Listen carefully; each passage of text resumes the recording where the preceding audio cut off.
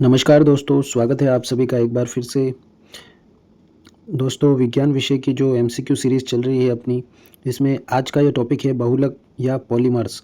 और इससे पहले भी अपन बहुत सारे टॉपिक कवर कर चुके हैं। अगर आपने नहीं देखे तो एक बार जाके देख लीजिए।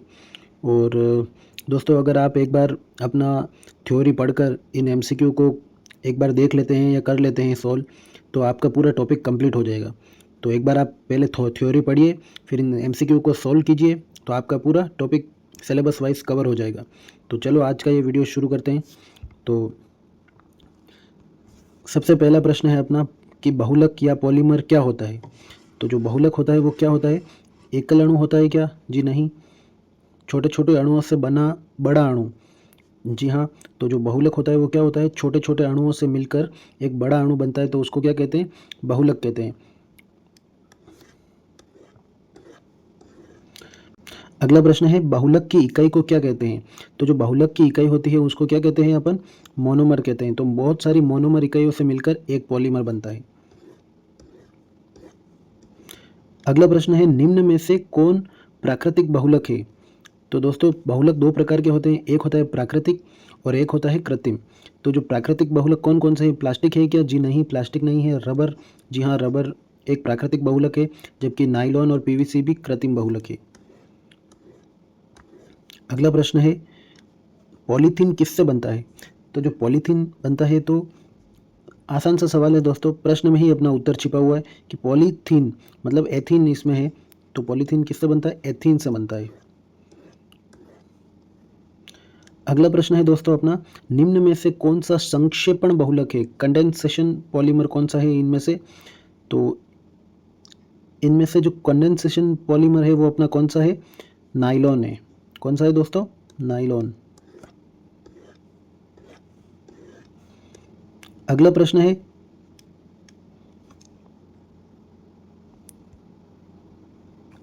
है दोस्तों, बेकेलाइट किस प्रकार का बहुलक है। जो बेकेलाइट होता है वो किस प्रकार का बहुलक है दोस्तों? तो ऑप्शन है थर्मोप्लास्टिक, थर्मोसेटिंग, इलास्टोमर या फाइबर। तो जो थर्मोप्लास्टिक होता है उसको अपन कहते हैं ताप सुनम्य। एक होता है ताप सुनम्य, एक होता है ताप दृढ़, जिसको कहते हैं थर्मोसेटिंग। ताप सुनम्य कौन से होते हैं? जो गर्म करने पर वापस पिघल जाते हैं, या उनको बार बार गलाया या उनसे बार बार अलग वस्तुएं में डाला जा सकता है, तो वो तो कहलाती है ताप सुनम्य। जबकि ताप दृढ़ वो होता है जो एक बार गर्म करने पर और कठोर हो जाता है। तो इस टाइप के जो बहुलक होते हैं उनको कहते हैं थर्मोसेटिंग। और बेकेलाइट जो होता है वो इसी प्रकार का बहुलक है। कौन सा? थर्मोसेटिंग प्रकार का, जो गर्म करने पर और कठोर हो जाता है और जिसका उपयोग सिर्फ एक ही बार किया जा सकता है। मतलब एक बार जो वस्तु बन गई उसको वापस दूसरी वस्तु में नहीं डाला जा सकता है। तो उस टाइप के पॉलीमर को कहते हैं थर्मोसेटिंग बहुलक। अगला प्रश्न है अपना, निम्न में से कौन सा एडिशन पॉलीमर है। तो इनमें से कौन सा है एडिशन पॉलीमर? तो एडिशन पॉलीमर है अपना इनमें से पॉलीथीन। अगला प्रश्न है दोस्तों, पीवीसी का पूरा नाम क्या है। पीवीसी नाम आपने बहुत बार सुना होगा, और पीवीसी का पूरा नाम क्या है? Polyvinyl chloride. तो पहला ही ऑप्शन अपना सही है, पॉलीविनाइल क्लोराइड। ये है पॉलीविनाइल कार्बन, गलत है। पॉलीविनाइल कंपाउंड, ये भी गलत। और पॉलीविनाइल प्लास्टिक फिनाइल क्लोराइड, तो ये भी ऑप्शन गलत हो जाएगा। अगला प्रश्न है अपना, नाइलॉन 66 किससे बनता है। तो नाइलॉन 66 की इकाई पूछी है, एकलक इकाई। तो किससे बनता है? एथीन से नहीं बनता, मीथेन और बेंजीन से भी नहीं बनता। तो इसका सही आंसर है हेक्सामेथिलीन डाइएमीन और एपिडिक अम्ल। ये इंपॉर्टेंट क्वेश्चन है दोस्तों, बार बार रिपीट होता रहता है, तो इसको बहुत ज़्यादा ध्यान में रखिएगा। अगला प्रश्न है थर्मोप्लास्टिक का गुण क्या है। अभी हमने डिस्कस किया था थर्मोप्लास्टिक और थर्मोसेटिंग। तो जो थर्मोप्लास्टिक होता है उसको कहते हैं ताप सुनम्य बहुलक। हिंदी में क्या कहते हैं? ताप सुनम्य। जो गर्म होने पर स्थायी हो जाता है उसको कहते हैं ताप दृढ़।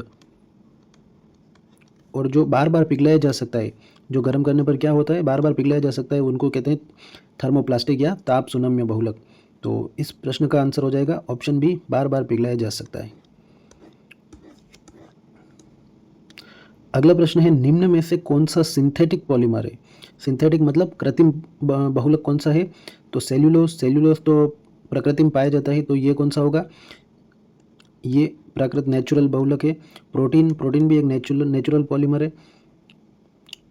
और प्लास्टिक और स्टार्च, स्टार्च भी नेचुरल है, जबकि प्लास्टिक क्या है? एक सिंथेटिक पॉलीमर है। अगला प्रश्न है, एक गैस सिलेंडर पर सफ़ेद पट्टी किस गैस को दर्शाती है? कौन सी गैस होती है सफ़ेद पट्टी? अगर किसी सिलेंडर पर या अगर उस पर सफ़ेद पट्टी है तो इसका मतलब अंदर कौन सी गैस होगी? कार्बन डाइऑक्साइड होगी? जी नहीं। नाइट्रोजन भी नहीं होगी, सीएनजी भी नहीं होगी। अगर किसी सिलेंडर पर वाइट पट्टी, वाइट कलर किया हुआ है, इसका मतलब उसके अंदर ऑक्सीजन गैस है। तो आपने कभी भी हॉस्पिटल में देखा होगा कि जो ऑक्सीजन सिलेंडर होते हैं वो हमेशा वाइट कलर के होते हैं। अगला प्रश्न है, न चिपकने वाली सतह, जिसको अपन क्या कहते हैं? नॉन स्टिक वाले बर्तनों में प्रयुक्त बहुलक कौन सा है? जो अपन अपने घरों में खाना बनाने वाले नॉन स्टिक बर्तन होते हैं वो किससे बने होते हैं? उनकी जो तली होती है उस पर किसकी कोटिंग होती है? तो उनकी तली पर किसकी? टेफ्लॉन की कोटिंग होती है। आपने बहुत बार सुना होगा टेफ्लॉन कोटेड बर्तन।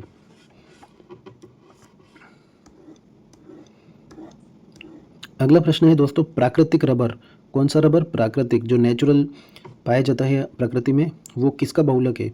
तो जो प्राकृतिक रबर है वो किसका बहुलक है?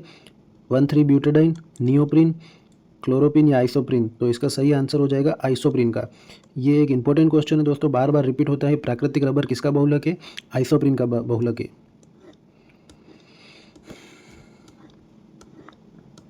अगला प्रश्न है, निम्नलिखित में से एक प्लास्टिक नहीं है। कौन सा प्लास्टिक नहीं है? क्या विनाइल, सेलुलोइड, रबर या बेकेलाइट? तो नाम से ही पता चल रहा है कि रबर जो होता है वो अलग होता है, जब प्लास्टिक का कोई उसमें कोई प्लास्टिक जैसा उसमें कुछ नहीं होता है, तो रबर प्लास्टिक नहीं होता है। अगला प्रश्न है, प्राकृतिक बहुलक का उदाहरण। प्राकृतिक बहुलक कौन सा होता है? टेफ्लॉन होता है? जी नहीं, टेफ्लॉन कृत्रिम होता है। नायलॉन भी कृत्रिम होता है, जबकि रबर जो होता है वो क्या होता है? प्राकृतिक बहुलक है। अगला प्रश्न है दोस्तों, प्राकृतिक रबर का मूल रासायनिक निर्माण खंड क्या है? अभी अपन सेम क्वेश्चन पहले पढ़ चुके हैं, एक बार फिर से आ गया क्वेश्चन। प्राकृतिक रबर का मूल निर्माण खंड, अर्थात ये पूछ रहे हैं अपने को मोनोमर पूछ रहे हैं कि एकलक इकाई क्या होती है प्राकृतिक रबर की? तो प्राकृतिक रबर की एकलक इकाई होती है आइसोप्रीन, अपन पहले पढ़ चुके हैं। अगला प्रश्न है, निम्न में से किसके बहुलीकरण से नियोप्रीन बनता है? जो नियोप्रीन होता है वो किसके बहुलीकरण से बनता है? क्या आइसोप्रीन से? आइसोप्रीन से प्राकृतिक रबर बनता है। विनाइल क्लोराइड से पीवीसी बनता है। एक्रिलोनाइट्राइल भी नहीं है, इसका सही आंसर है क्लोरोपिन। तो क्लोरोपिन के बहुलीकरण से क्या बनता है? नियोप्रीन बनता है। अगला प्रश्न है, कृत्रिम रबर ब्यूना एस, जो कृत्रिम रबर होता है ब्यूना एस टाइप का, वो किसके बहुलीकरण से बनता है? तो बहुत ही अच्छा क्वेश्चन है, ये बार बार रिपीट होने वाला क्वेश्चन है दोस्तों, तो ये ध्यान रखिएगा। इसका सही आंसर है ब्यूटाडाइन एंड स्टाइरिन।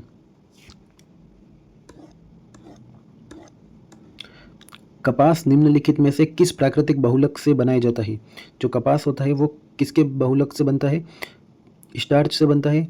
नहीं, सेल्यूलोज से बनता है। जो कपास होता है वो सेल्यूलोज से बन के प्राकृतिक बहुलक से बनाया जाता है। ग्लाइकोजन से भी नहीं, प्रोटीन से भी नहीं। कपास के रेशो का लगभग 90% भाग जो किसका होता है? सेल्यूलोज का होता है।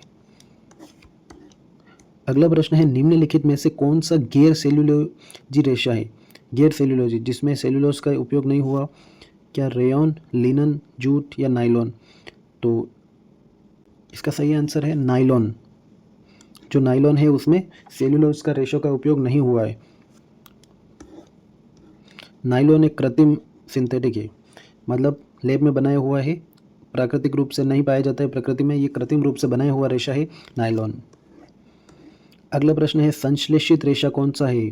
संश्लेषित रेशा कपास नहीं है, ऊन भी नहीं है और रेशम भी नहीं है, ये तीनों प्रकृति में पाए जाते हैं, और नाइलॉन जो है वो संश्लेषित रेशा है या कृत्रिम रेशा है। कपास के बीजों से प्राप्त कपास का रेशा एक है। जो कपास के बीजों से प्राप्त होता है कपास का रेशा क्या है? तो कपास का रेशा क्या है? एक पॉलीसेकेराइड है।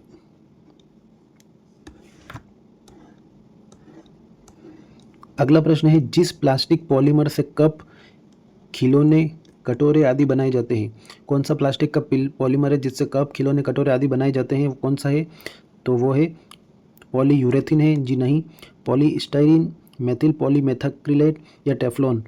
तो इसका सही आंसर है कप, खिलौने आदि किससे बनाए जाते हैं? पॉलीस्टाइरीन से। अगला प्रश्न है बर्तनों में नॉन स्टिक सतह के लिए प्रयुक्त होता है। तो अपन पहले देख चुके हैं एक बार, टेरिलिन नहीं होता है, डेक्रोन नहीं होता है, टेफ्लॉन होता है। क्या होता है दोस्तों? नॉन स्टिक सतह के लिए क्या प्रयुक्त किया जाता है? टेफ्लॉन। अगला प्रश्न है सही युग्मों को सम्मिलित कीजिए। तो सही से सम्मिलित करना है। पीवीसी होता है, अपन पढ़ चुके हैं पीवीसी कैसा होता है? ताप सुनम्य होता है, थर्मोप्लास्टिक होता है। जबकि बेकेलाइट होता है वो कैसा होता है? थर्मोसेटिंग पॉलीमर होता है। वल्कनीकृत रबर क्या होता है? एक प्रत्यास्थ बहुलक होता है। जबकि नाइलॉन 6 होता है वो फाइबर होता है, एक रेशा होता है। अगला प्रश्न है निम्न में से कौन एक संश्लेषित सिंथेटिक फाइबर है? सिंथेटिक फाइबर कौन सा है? कपास नहीं है, कपास नहीं है, रेयॉन है। जूट भी नहीं होता है और रेशम भी नहीं होता है। सही आंसर क्या हो जाएगा? रेयॉन एक कृत्रिम रेशम है। निम्न में से कौन सा प्राकृतिक बहुलक नहीं है? प्राकृतिक बहुलक, बार बार ऐसे क्वेश्चन ही आएंगे दोस्तों, तो बहुत ध्यान रखिएगा। सेल्यूलोज प्रकृति में पाया जाता है, स्टार्च भी पाया जाता है। रेयॉन प्राकृतिक बहुलक नहीं है। आरएनए भी प्रकृति में पाया जाता है। किस रेशे को सुनहरे रेशे, गोल्डन फाइबर के रूप में किसे जाना जाता है? तो सही आंसर हो जाएगा जूट को क्या कहा जाता है? Golden fibre. अगला प्रश्न है पॉलीथीन किससे बनता है? एथिलीन, प्रोपिलीन, एसिटिलीन या एनिलीन? सही आंसर है एथिलीन से क्या बनता है? पॉलीथीन। अगला प्रश्न है पीवीसी किसके बहुलीकरण से प्राप्त किया जाता है? जो पीवीसी इसके नाम में ही छुपा हुआ है इसका सही आंसर। इसका फुल फॉर्म क्या होता है? Poly vinyl chloride. तो इसका सही आंसर क्या होगा? विनाइल क्लोराइड के बहुलीकरण से क्या प्राप्त किया जाता है? पीवीसी। अगला प्रश्न है पीवीसी एक कैसा बहुलक है? योगात्मक बहुलक है, संघनन बहुलक है या सम बहुलक है? तो पीवीसी जो होता है वो एक सम बहुलक होता है। सम बहुलक क्या होता है? जो एक ही प्रकार के मोनोमर से मिलकर बने होते हैं उनको क्या कहते हैं? सम बहुलक कहते हैं। तो पीवीसी जो होता है वो एक ही प्रकार के विनाइल क्लोराइड से मतलब मिलकर बना होता है, इसलिए इनको क्या कहते हैं? सम बहुलक। और योगात्मक बहुलक वो होता है जो अलग अलग प्रकार के इकाइयों से मिलकर बना होता है, उसको कहते हैं योगात्मक बहुलक। अगला प्रश्न है प्रोपेनॉल। जो प्रोपेनॉल होता है वो क्या होता है दोस्तों? प्रोपेनॉल नाम से ही पता चल रहा है, पीछे नॉल, ऑल, एल्कोहल। तो इसमें क्या होगा? एल्किन नहीं, अल्काइन नहीं, एल्डिहाइड भी नहीं, एल्कोहल होता है। प्रोपेनॉल क्या होता है? एल्कोहल। OH समूह होता है इसमें, इसी के कारण ये प्रोपेनॉल एल्कोहल है। कोयले की खानों में प्राय विस्फोट करने वाली गैस कौन सी होती है? दोस्तों जो कोयला की खान होती है वहाँ पे खुदाई के समय, माइनिंग के टाइम बहुत बार विस्फोट हो जाता है। उसका कारण होता है वहाँ पे मौजूद मीथेन गैस की अधिकता के कारण वहाँ पे विस्फोट हो जाता है। मीथेन एक अत्यधिक ज्वलन गैस है जो आग पकड़ लेती है और उससे क्या होता है? विस्फोट हो जाता है। अगला प्रश्न है बेकेलाइट, फिनॉल व अन्य किसका सहबहुलक है? इंपॉर्टेंट क्वेश्चन है दोस्तों, ध्यान रखना, ये आने जैसा क्वेश्चन है। बेकेलाइट, फिनॉल व अन्य किसका सहबहुलक है? तो ये है फॉर्मेल्डिहाइड का सहबहुलक। फिनॉल प्लस फॉर्मेल्डिहाइड क्या बनाता है? बेकेलाइट बनाता है। अगला प्रश्न सिलिकॉन किसका पॉलीमर है? तो जो सिलिकॉन होता है वो ऑप्शन ए डाइक्लोरोसिलेन का पॉलीमर होता है। तो आज के सारे क्वेश्चन समाप्त हो चुके हैं। मैं आशा करता हूँ कि आपको हमारे द्वारा ये मेहनत करके जो इतने इम्पोर्टेंट MCQ क्वेश्चन कराए जा रहे हैं ये आपको पसंद आ रहे होंगे। और अगर आपको ये क्वेश्चन अच्छे लगे हैं तो प्लीज़ वीडियो को लाइक करके चैनल को सब्सक्राइब ज़रूर करें